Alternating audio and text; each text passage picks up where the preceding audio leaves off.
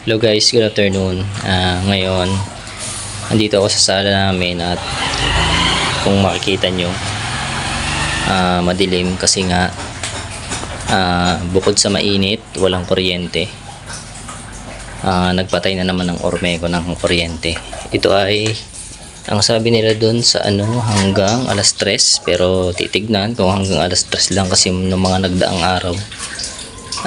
Ganun din, pero mas mahaba pa yung brownout. Tapos ngayon anong oras na, mga 1 pasado, lampas na. Dito talaga ako napwesto sa may kusina. Ito kasi yung kusina namin, no? Yan, ito kami. Pero pag ako sa mga 1 na siguro, dito na ako napwesto. Ito, tignan nyo yung kusina namin. Yan, kusina namin ito. Yan, oh. Pero dito ako napwesto pagka tanghali, pagkakain namin, kasi nga sobrang init sa loob pati doon sa may tindahan. Pero ngayon close yung aming tindahan kasi lumabas si Mrs. tsaka yung aking anak at may bibilin daw sila sa palengke. Tapos ayan, dyan ako napwesto. Naglalagay ako dyan ng cellphone na isa, nanonood ako dyan ng movie. Tapos yan, dyan ako nahiga, may unan ako dyan. Tapos meron ding electric fan dyan, hindi masyadong mainit, kaya lang ayan, ang bubong medyo mababa din, kaya hindi masyadong mainit, pero ramdam pa rin na mainit pa rin. Yan, dyan lang ako lagi napwesto sa tanghali.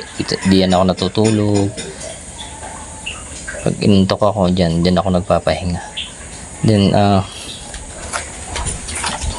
ito yung pinakang labas namin. Ayan, ayan yung aking motor na hindi ko pa ulit magamit kasi nga bawal pa ako magmotor. Hindi pa makapagmotor dahil wala pa akong masyadong balance. Grabe yung init ngayon dito dahil walang power. Pero kapag may power naman, naka-ready na yung electric fan dito. Yan, ihiga na lang pagka nagkaroon ng power. Napakainit ngayon. Buti nilang medyo mahangin dito sa may namin, sa may likuran, kaya iba-iba yung pakiramdam. Pero dito naguhubad na talaga ako kasi iba yung init eh.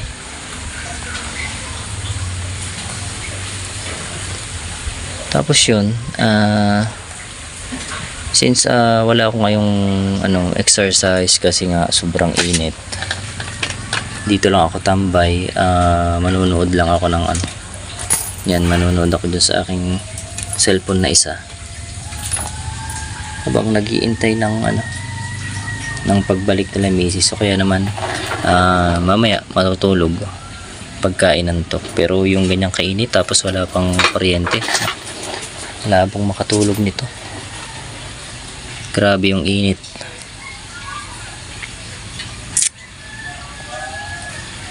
Sige na guys, update lang ito.